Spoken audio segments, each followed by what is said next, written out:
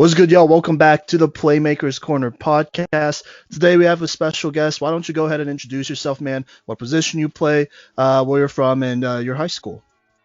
All right. Well, I'm Sean Kidd. I was born in Texas, raised in Colorado. I go to Rocky Mountain High School, class of 2021.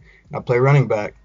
Nice. I already got to ask because I'm a Texas kiddo, but where in Texas were you born? Houston, sir. Adopted out of Uh, there. I got you. I was born in Dallas, so I feel you. Okay, that's what's up, man. That's what's up. All right, so we're gonna get into it. We ask everyone this, honestly, that comes onto the podcast. But first things first, what is your favorite sports experience or memory while playing? So this is like a memory you have that you participated in. You were a player and you participated in it, and it doesn't have to be football. It could be any sport, honestly. All right. Well, shoot, I started playing football eighth grade year, so pretty late. And my sophomore year kind of made a difference on Rocky's football team, kicked some ass, and earned that starting spot. And we went to Kentucky that year, and all the varsity team went. We had about 6 sophomores start that game, Dang. which is crazy. But yeah, that's probably got to be my best experience, my favorite experience with sports. It was Bowling Green, Kentucky. Hmm. We went there, played South Warren High School, got absolutely smacked, but it was good. It was a good for experience, stuff like that. We got to check out like the Corvette Convention Center and stuff like that, but that's got to be my favorite experience. For sure, that's dope, man. Nice. And then the other question we have here is, what's your favorite like sport viewing experience? So like you were a fan, you weren't really playing in it, and this could be like a sport experience where you're either watching on TV or you're in person, whichever, on any level. Yes, sir. Well, shoot, I've been to NBA games, NFL games, all sorts of games. My personal favorite experience that I've been watching is my freshman year of high school, and it was a homecoming game against our rivalry Pooter, and this coach's kid, he's special teams. They're about to kick a field goal to win the game. Lines up, everybody's hyped, doing the band, but they line up to kick the field goal, and the kid's name is Dalton Schroeder. He lines up and just absolutely blocks the hell out of the kick, and everybody went livid and got all hype. But he ran it down the field, and I don't know, that's got to be the best experience that I had watching. Yeah, that motivated me from then on to just like want to be on special teams. Like shows that every position and play in football is important. For sure, for sure. That's always an exciting moment. Whenever you win a close game like that, and for it to end like that, that's always insane. You already know it's gonna pop off. All right, man. So, real quick before we get too far into this, I just want to throw this out there. So, you did not make our top 5 list, but after looking at your film and all that, I'm going to be honest, you probably deserve a spot on the list, and you're easily an honorable mention. Like, I'm not going to lie, I love your game. I think you're a heck of a player and whatnot, for sure. You're probably one of the most versatile. So, with all that being said, let's get into football, right? So, who do you model your game after? Is there like a guy out there that you're like, yeah, that's me in a couple years, Yes, sir, I do. There's actually 3 running backs: Derrick Henry, Dalvin Cook, and then Barry Sanders. Ooh. Barry Sanders created the moves in the open field to just break down defenders and make it hard to tackle, and that's not my special ability. That's not my key thing, but I kind of just like run through people like Derrick Henry, and that's what I go to is truck first and then move second. But that's definitely what I've been working on is my foot speed and my firing ability with my feet and moves in the open field. But yeah, Dalvin Cook and just his explosiveness with when he gets past that secondary level and just torches defenses. So that's what I try to do, and that's who I try to model my game after. Yeah, man, for sure. And I see a lot of that, honestly. So that makes sense. It's interesting because those those 3 running backs aren't exactly like super alike, like style to style, but I feel like that fits you best, because you're kind of that all-around guy. And so, with that being said, what was your reaction to our evaluation of your game? I personally took on your film, so I guess it's my evaluation. But what was your reaction to that? Well, Simon, I think you guys at Playmakers Corner do a great job. And personally, for my interview, I was I was smiling the whole time. I really appreciate you guys doing that out here in northern Colorado. It's hard to get out there, but yeah, I think you guys do a great job. I've been watching the other evaluations you do on other players, and you really break it down. In my interview or in my breakdown, you talked about wanting to see me being released out of the backfield more and like Hmm. run routes. And yeah, Rocky, and we're a run heavy school, and I Sure. personally thought we could have done that more too. So for you to notice that just off watching and breaking down the film I was like, okay, these guys know what they're talking about. And I think you guys are doing a good job. Thank you. Appreciate that. No, thank you, man. And yeah, honestly, like so you didn't get a chance to run a lot of those routes out the backfield. I mean, when you did, it was like swing routes, so it wasn't like it was like like corners or outs or anything crazy. But honestly, just from seeing your film, like I think you have one of the most reliable hands out there. The first play that kind of comes to mind here it was on your highlight reel. The quarterback didn't throw the best ball, and it was really low, like it was at your shins and all that, and you like caught it with your hands and finessed it, and then you went, and that was a big time play for me. And so it wasn't that I don't think you can catch up the backfield, like I said. I think you can. It's just I don't think you were given those opportunities like you could. So all right, man. So you did mention looking at some of the other guys we do breakdowns are on. So did you get to listen to that top 5 running backs list? Yeah, I did. I did. I don't recall the top fives ahead of me, but I kind of just shake that off to me. But I did watch that. I got you, man. Have you got the chance to look at any of the other guys, like their film or anything like that? I'm sure you might have competed against some of them as well. Yeah, running back wise, wide receiver wise, or just all your breakdowns. Oh, running back wise. Um, Not so much running back wise. I've been keeping up with you pretty recently about those wide receivers, how you did that those Hmm. Fairview collabs, and then I don't know. I played against Braden Wood. Who else? I played against a fair amount of players you've evaluated. But what was the question again, Simon? Oh, it's just have you just got a chance to look at them and see just see what they could do. I mean, obviously you've seen them up close, so Yes, sir. Not so much running back wise, but as far as your other evaluations, I've kept close to those. I got you, man. Hey, we appreciate that support too, always, man. Yeah. All right. So with that being said, let's get down into it. So I want to get your opinion on this because you already know my opinion. And if y'all are listening and you don't know my opinion, go ahead and listen to that. I forgot which episode. I think it's episode 19 or 18. You're on the first group of requests there. But so what I want to ask you is, what are like 2 or 3 qualities in your opinion that separates you from other running backs in the state? My speed and my strength. I don't meet many other kids that are putting up the numbers in the weight room that I'm putting up, and I 440 speed. Put Hmm. me on that 4E track, and with a timer, I'll show you what I got.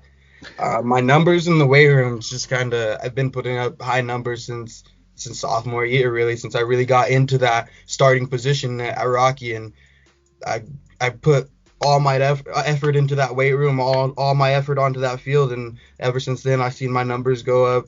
I'm like benching 285 for the 3 reps, squatting almost 500, deadlifting 500.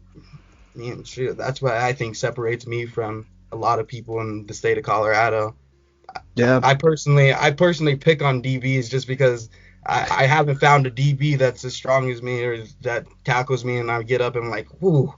But No, I that got personally, you. that's what I think separates me from the rest of the running backs in Colorado. Yeah, man, for sure. And that's very apparent in your game. So right here, I kind of wanted to run this by you too, but like you're listed at 5'10", 190. I'm gonna be honest, I don't think you're 190. I think you might be even a little heavier the way you be playing out there. Like I feel like you be running not that yourself, but like with your physicality, you be running like a 5'10", 200 plus pound kind of running back. Is that accurate there, or are you actually a 190 guy? Well, that's the thing. Yeah, I'm a 190 guy, but with the right program, I'm always willing to get bigger and grow. For But sure. with speed being my main point in my game, I'm just not trying to get too heavy. and keep that For speed sure. as fast as possible. Okay.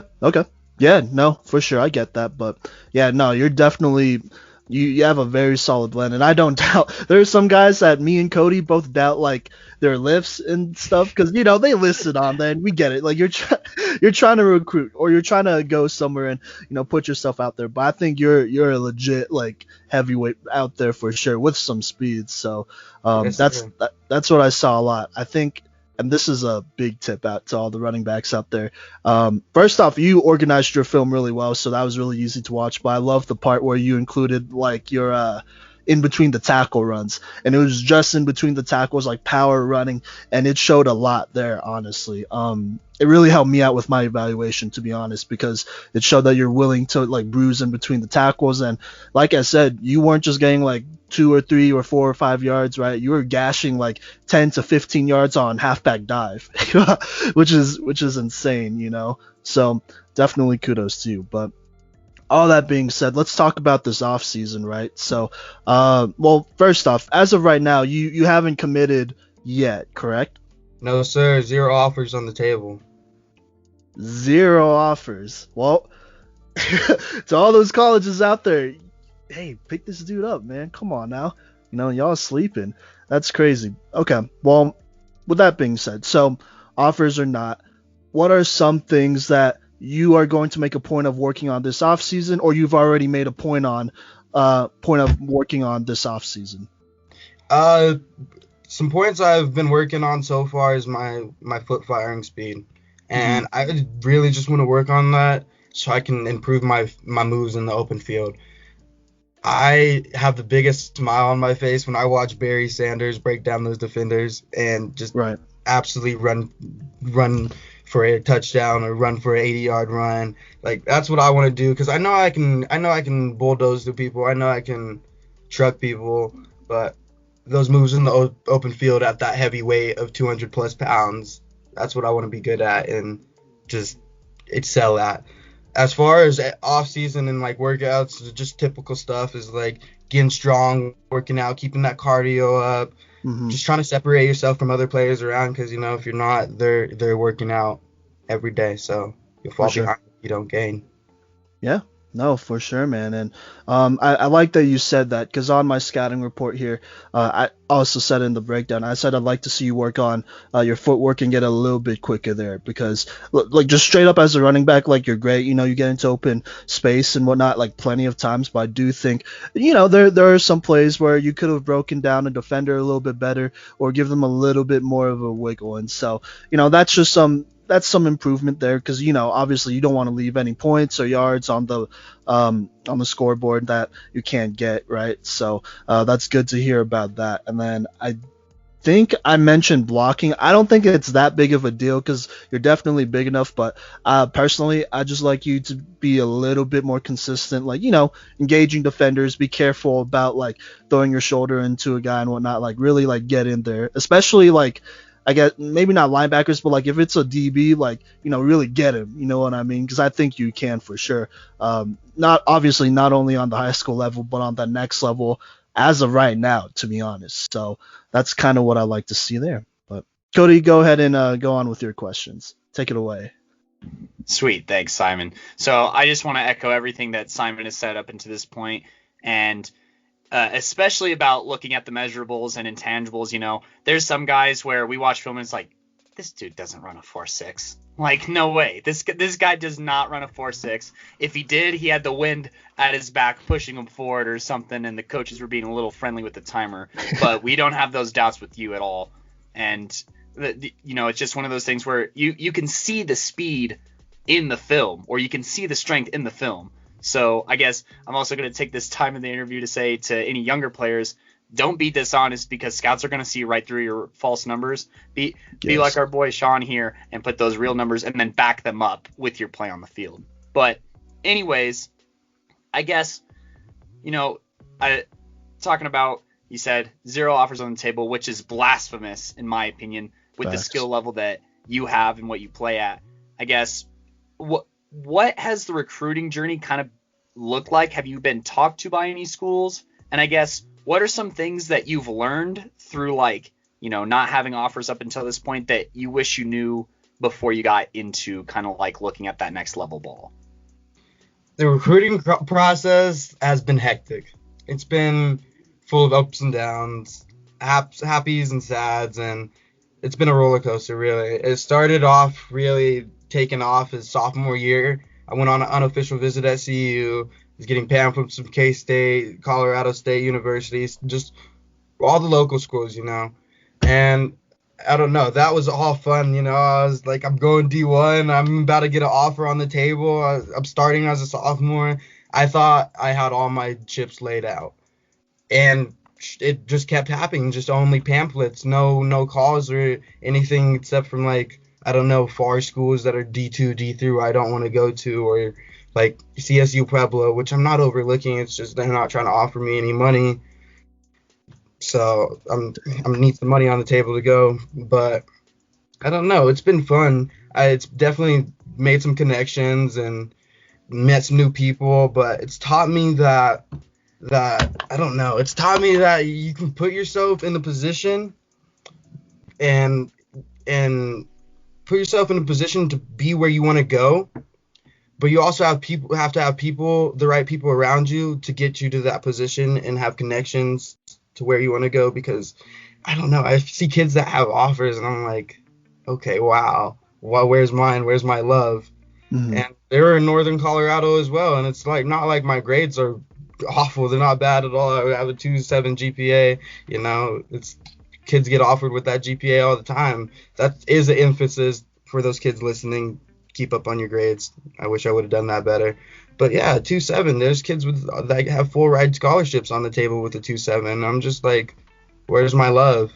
But yeah, I don't know. I wish I just would have kept emailing at a younger age, because I started doing that, emails, Twitter and stuff as a sophomore, which is kind of young. Most sophomores don't start, but I definitely wish I would have done it at a younger age. Yeah, those are all fair and valid, and I guess you kind of talked about it a little bit, as far as like you don't want to go super far away for school, and you want to have some scholarship money, which is absolutely valid. But I guess, are there other things that you'd be looking for in a school or a program? Or do you say that those two things are probably the most important too, is like staying still kind of close to Colorado and then also being afforded the opportunity to go to school? Yes, sir. Yeah, distance with the family definitely goes into that. As I mentioned earlier, I'm adopted. I'm adopted out of Houston, and I have two older brothers, one at the age of 35 and one at the age of 24. So you do the math on my parents, they're 70 and 73 years old. So I just want to be there to take care of them if anything happens and not have to travel cross country. So I've been looking heavily into like CU, CSU, all the local schools, UNC, Nebraska, stuff like that. And I've been doing that since sophomore year. It just didn't really get the love. So I've also been looking at JUCOs in Kansas. I have lots of family in Kansas, so I'm never overlooked a JUCO. I'd love to go to a JUCO, get built into more of a beast in a unit, and have a good advisor, get that GPA just where I want it, and go on to another D1, hopefully, that'd be cool. Hey, I think that, based off of kind of where you said that you're at in the recruiting process, I think that'd be a great move for you. I don't know if you've listened to our JUCO episodes. It was episodes 5 and 10. And I know that one thing that Martin really talked about, he's one of my good friends, former offensive lineman at UNC. He started off at a JUCO, and he said that something that was super good about going to a JUCO was the resources that you have academically. You have a certain amount of hours that you have to be studying. You have the coaches that are constantly on you. And, it's kind of like almost a refresh button on your GPA, right? Because it's like, yeah, you can graduate high school with like a 2.8 or whatever. But, Martin said he goes to a JUCO and he plays like that year or two of football and he gets his GPA up to like a 3.6 or a 3.7. Schools start to turn and look a little bit more. So I think that that's something to keep in mind too, is that JUCO will also help you academically. And it's almost like, academically speaking, you almost get like a refresh button a little bit. So I'm really glad that you have that kind of like foresight to look at the opportunities that JUCO affords, and there might even be more than what you think, is what I'm saying. And I think that, especially with like no offers on the table, first off, you'll save money by going to a JUCO, especially with cost being a thing. You said you have family in Kansas, so I think that checks off some boxes. And I guess I'm taking a really roundabout way to say this, but I really like that for you, and I think that that'll afford you better opportunities down the road, because I absolutely think you're a Division I talent, whether that's at the FCS or even FBS level, once you are able to refine your acceleration and burst a little bit more. So I want to applaud you for even looking at that as an opportunity. Yes, sir. Thank you. I think it'd be a good fit for me as well. I really do. Absolutely. And I guess, with it, this is a little bit hard to address, but I guess what are your goals heading forward as far as like football goes? Like, I know you're kind of talking about JUCO, but it sounds like you're keeping your options a little bit open. What is like the ideal path for you, or the most likely path, and then how do you plan to achieve it? My ideal path, I don't know if there is one. My ideal path kind of started back to sophomore year, getting that D1 scholarship, getting a full ride, something, any offer, But at this point, I just want to play college football. I want to show coaches that I can do it. I want to go play D1 football and come kick CSU's butt for not recruiting me when I'm in their own town, But yeah, playing college football has always been a dream of mine, and this isn't my whole life. I want to be a physical therapist. I'm really into photography. I like other stuff, but going and playing college football would make me so happy, and it's always been a goal of mine. So I'm trying to accomplish it, and when I'm there, I'm trying to make a difference and continue being a good player and striving for me, and for my family. But after college football, I don't know, being a physical therapist, that'd be cool, I could charge double the price for just saying I'm a college football player. But I don't know. I don't know if I have an ideal path, but I want to put myself into college and have fun playing football while doing it, get some education, come back and provide for the family. That's kind of ideal, I guess. Hey, those are admirable goals to have. And hey, UNC with a good SES program, recruit this kid. Holy cow! Imagine Sean Kidd and James Walker in the backfield. I mean, yeah. James Walker hasn't committed yet, but I think that's an excellent 1-2 punch that gets you some Big Sky titles, Coach McCaffrey. So look into this guy. Well, I'm gonna tag him in this too when we post it. Make sure that it gets on his radar. But I guess played against McCaffrey before, so I guess not. But I guess so. You have one semester left of high school, correct? Yes, sir, I do. So what advice would you give to high school athletes or student athletes going through high school and what to do leading up to their senior year and beyond, I guess? Surround yourself with people who have the same strives and goals that you have, and stay on top of those grades from day one, because they are important. And high school is like right now, high school is very easy, and even before the pandemic, we're all online right now, but like, do your school. It's pretty easy once you just get into it. So once you do that, handle your little stuff first, and then go on to worry about whatever you need to worry about. But that would be my advice. Surround yourself with people that have the same goals and handle your stuff in the classroom. Hey, that's sound advice, and that's something that Simon and I try and preach on episodes, and I think that it means more to hear it from somebody who's actually still in school than two people who are out of school. But so we appreciate you sharing that. I guess I kind of want to give you an opportunity to, you said surround yourself with the right kind of people. And I know that, even though you're not in necessarily like the D1 spot that you want to be right now, it sounds like you've enjoyed your high school experience quite a bit. You love the sport of football. It sounds like you've had a lot of, I guess, blessings on the way. And I just want to give you some time to shout out anybody who's been important to your athletic career or even your life, at this point, and this could be friends, family, coaches, or fellow players alike. I just want to give you the time to shout out some of those people that are important to you.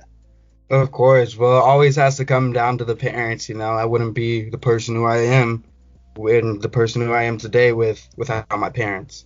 They are very strict, and they keep me straight and narrow and have my responsibilities straight.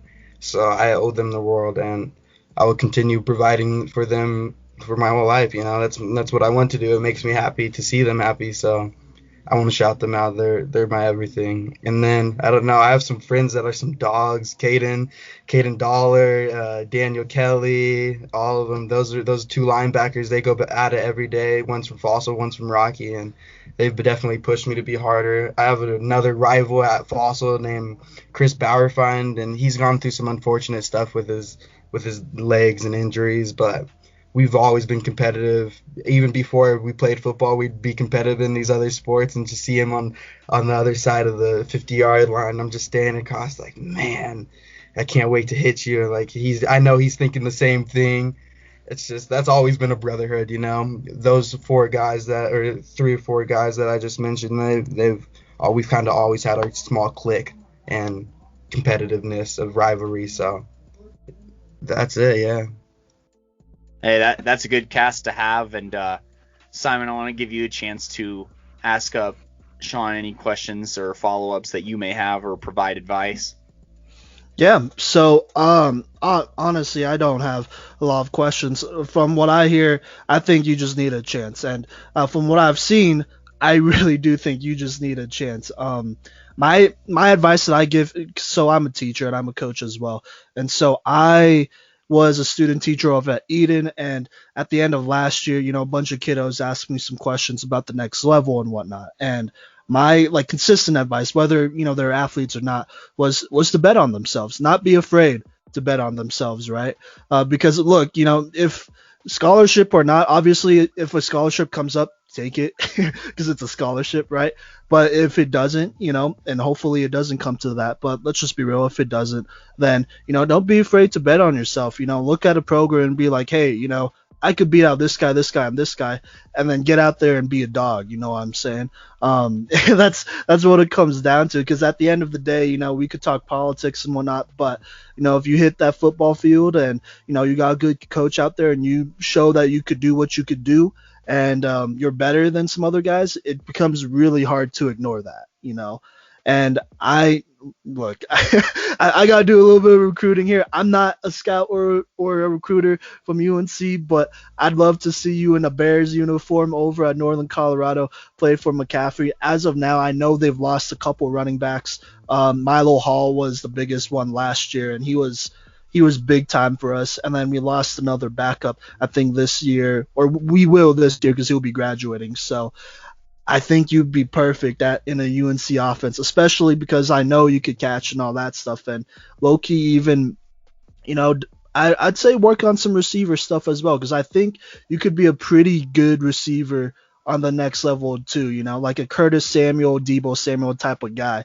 Just a little bit shorter, stockier, but you run like a running back, you run hard, and you make the most out of your possessions. And so I think that's something that I would like to see you in as well. Just honestly, I mean, Kodey could probably agree with me here. We're both rooting for you, and we think you deserve a spot on a D1 roster, no doubt. If D2 comes calling or JUCO, that's cool too. But D1, that's definitely where you're at. It's just a matter of finding a good opportunity to go bet yourself on, because that's what it comes down to. Just betting on yourself and keep moving forward, not getting discouraged, because things will happen. That's life. It was going to happen anyways, but you gotta know when to bet on yourself and take that leap of faith and see what happens. You know what I'm saying? Yes, sir. Thank you. I appreciate that. That means a lot. Yeah, man, of course. And we'll I don't know, we'll see if we could do some work out there for you too. I know Kodey, he has some connects inside the UNC program between Sam Flowers and Martin Ibarra, both guys who are graduating this year. So we'll see what we could do there, because, well, obviously we want to see you succeed wherever. You know what I'm saying? So yeah, but really that's all I gotta say about all this and that. And it was great talking to you, man. You as well, Simon. Appreciate it, man. Yeah, and just want to throw out there, timing is tough. Timing is, I'm not going to say it on the show, but the saying on what timing is. And, obviously heading into your senior year and then COVID hitting is just like, it's one thing after the other, but it's all about how you roll with the punches.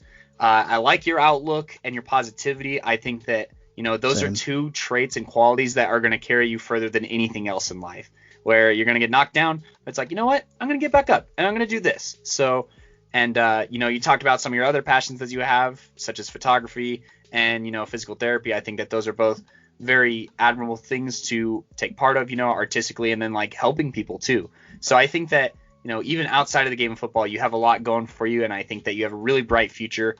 And yeah, I appreciate you coming on to the show. And I guess, are there any lasting quotes or impressions that you'd like to say as we head to the outro?